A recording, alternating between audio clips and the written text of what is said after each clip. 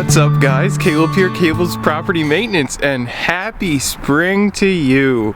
It is finally here for me. Hopefully that's the case where you are. I know some of you guys up north still are experiencing some snow melt, and we'll be getting at it as soon as possible.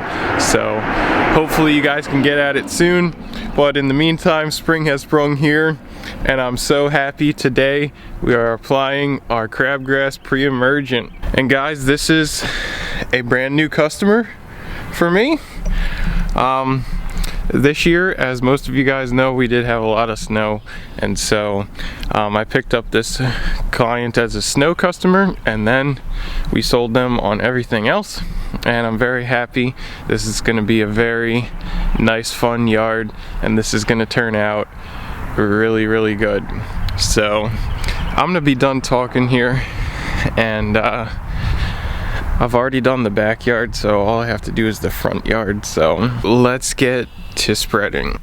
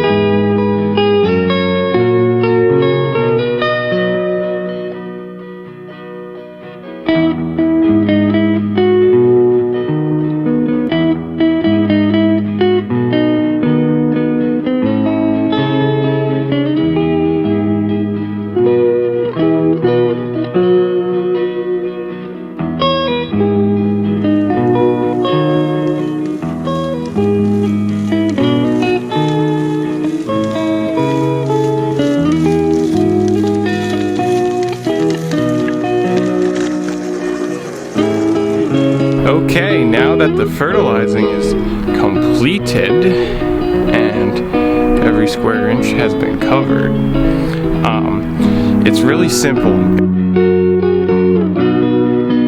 Guys, I just want to take a second. It is really simple.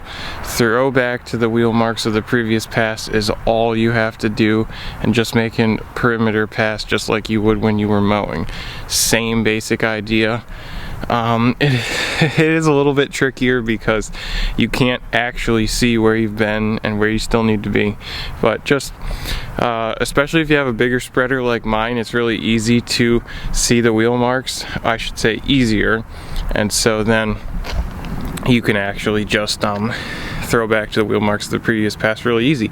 So last and final step, and the fertilizing job would not be complete without a nice blow off of all the hard surfaces, the driveway and the sidewalk, because I know we got some on the sidewalk. We'll just put as much back into the lawn as we can. That way the rainwater does not wash it into the streams and whatnot. So plus that way it's just, you don't track it anywhere. It's like salt, so you wouldn't want it going inside. So last step is to blow off the hard surfaces, and we're out of here.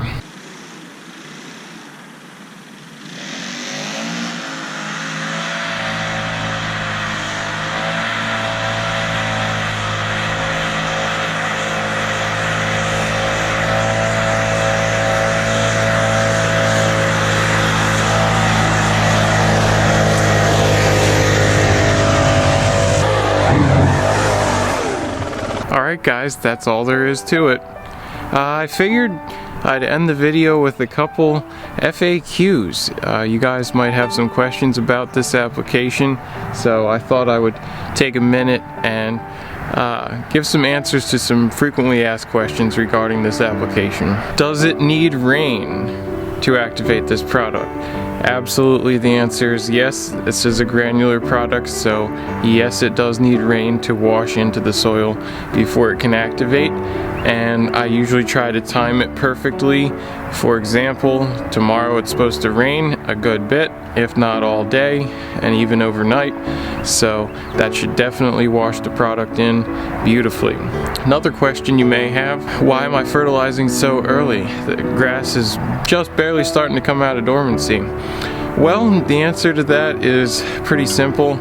We want to get the crabgrass pre-emergent down before any crabgrass seed germinates. Now, a good rule of thumb is you can apply fertilizer when the soil temperature is 50 degrees. The soil temperature at the moment may not be exactly 50 degrees. It's probably pushing it. We've had some warmer days last week and then some cooler days again this week.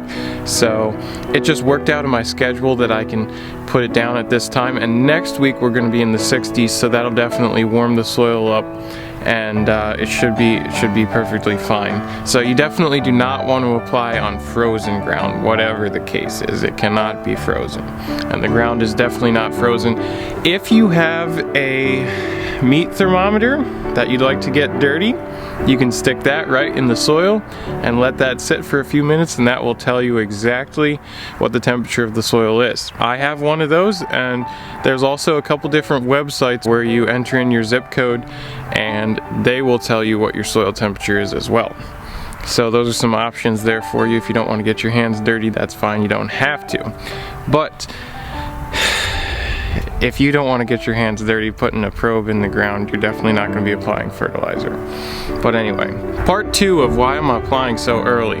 The product that I use is a Lebanon Pro 1804 with prodiamine, 0.38% prodiamine, and the prodiamine is the crabgrass pre-emergent. I've heard from other people that that seems to be more used in the south, but obviously it's available here, and Dimension seems to be more in the north. I used prodiamine last year. I had great results with this exact product. I use this exact same product, but also has a fertilizer in it, and what that does is now in the early stages it'll start to give that grass a little kick and start the green up process a little bit faster and get the grass going. And that way it can kind of grow out. If it's been matted down, it will grow out of that faster, and it'll just green up really nice. So that's why I'm applying it at this early stage. Regarding pets, if you do have pets, you probably want to keep them off the area that has been fertilized until the fertilizer has been washed in the ground. That way you don't run any risk of the pet ingesting the product. I'm not sure if this one is rated as pet friendly or not, but I just have one client that has a dog, and they're aware that I have applied the product, and it's gonna rain tomorrow anyway, so the window in which that would happen is very slim. So nevertheless, I do let them know that way if they keep the dog away. Let's see.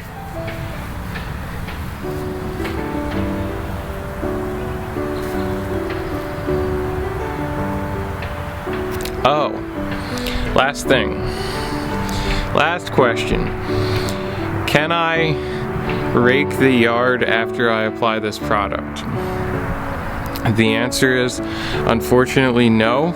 You need to wait 4 months at least. So what this product does is it creates a barrier in the top little layer of the soil, probably a couple inches down, I want to say. And what it does is it prevents any seeds that get dropped in from germinating and growing. That's why it's called a crabgrass pre-emergent. We stop it before it emerges. And so it's never 100%. You're never going to stop every single thing, but it'll be way better than if you didn't. And for the same thing is you cannot apply this product and then put grass seed down, because it will prevent the grass seed from germinating and growing. So that's gonna do it for me. That's all I got for you today. Thank you so much for watching this video. Hopefully it's informative, hopefully it helps you out, and hopefully it inspires you to get out there and throw it down and make your lawn green. That's it, guys. Thanks so much for watching, and I will see you in the next one.